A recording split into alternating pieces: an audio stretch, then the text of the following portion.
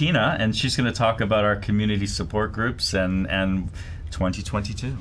Yeah, throughout the pandemic, we tried to really stay on top of things because it's very difficult when nobody can really go and see each other in person. So we made sure that we had peer support group meetings just for our patients and their families to meet together on Zoom, whether you lived in California or even outside of California. These were wonderful moments where to just share support with each other, advise, talk about your journeys, and just have a connection with others living with scleroderma. So we made sure that we had these meetings every other month, and in between the peer meetings, we made sure we had meetings that were specifically educational. And we really got some great speakers as a result of that. We did something with Dr. First. He did one final last update on COVID. I think we did 5 in total during the pandemic.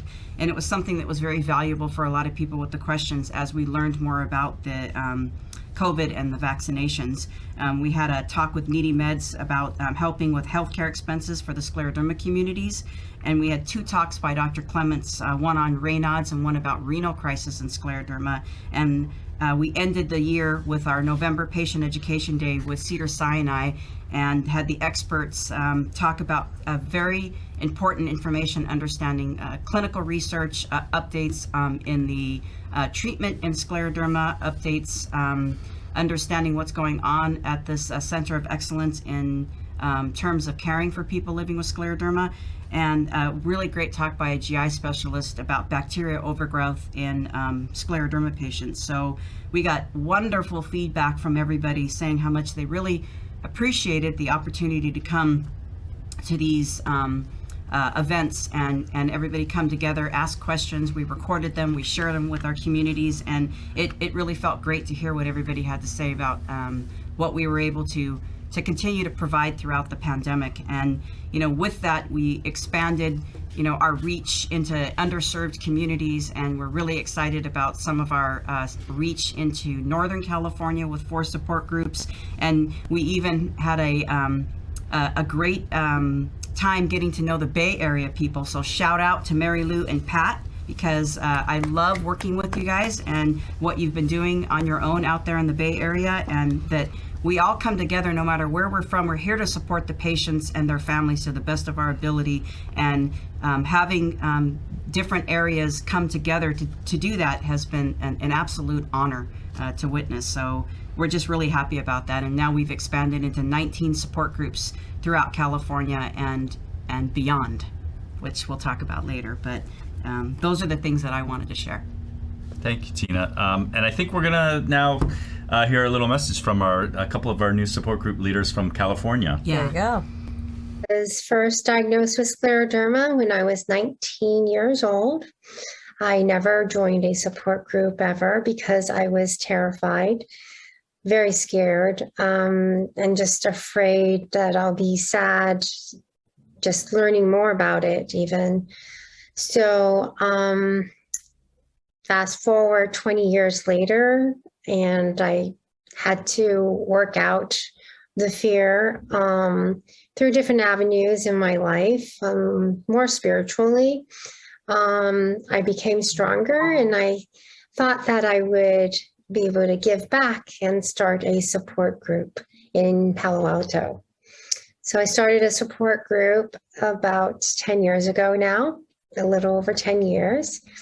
And I've had the privilege of meeting a lot of wonderful, wonderful people in the Bay Area with scleroderma, with their families. And I have the privilege of knowing wonderful, wonderful doctors from the Bay Area, from UCSF and Stanford. Many of them have visited my group to give talks and just give us more information. So it's been a pleasure, and I look forward to many, many more years just being of service to the community and to the patients and families who have scleroderma. And I'm so happy to learn more about the Scleroderma Foundation of California, and so appreciative of their support for us as we move forward. Thank you very much. Thank you, Rachel. Thank you, Rachel. Thank you, Rachel. And I got to tell you, I mean, the heads of the support groups, so appreciative, but the people that come to the support groups themselves, because, just showing up and being a part of it is so important. Thank you, all of you. Yeah, and leaders like Rachel and others that we have the honor of working with, the ones that we've had here in California, we know very well, and reaching out to these leaders in Northern California, they're exceptional, and we are so happy to start working with them. And I think we have a message from another one, Janine and John.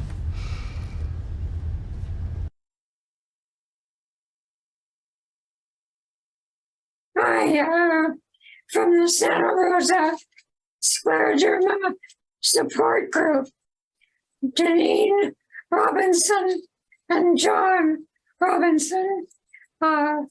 We've been leaders about 5 years and assistants before that. So our 46 members are kind, caring, and from all walks of life.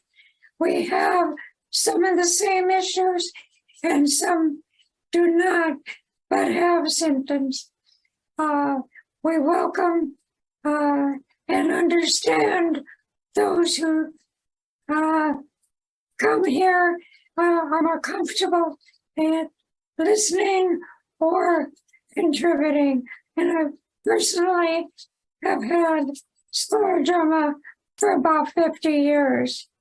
Since we haven't been able to meet in person for 3 years, we were afraid the group would fold. However, we were accepted into the Scleroderma Foundation of California.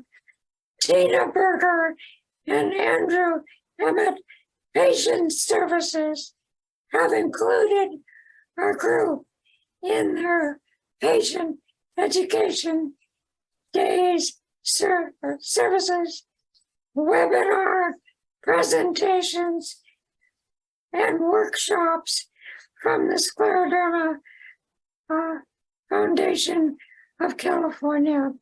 She has provided several support resources and contacts for people who had no one else. Tina has referred several newly diagnosed in Northern California to our support group. The Scleroderma Foundation of California has provided invaluable services to patients here. Thank you. Merry Christmas and Happy New Year to everyone. Oh, good for you. Merry Christmas. Thank you. Thank you, guys. You. Tina.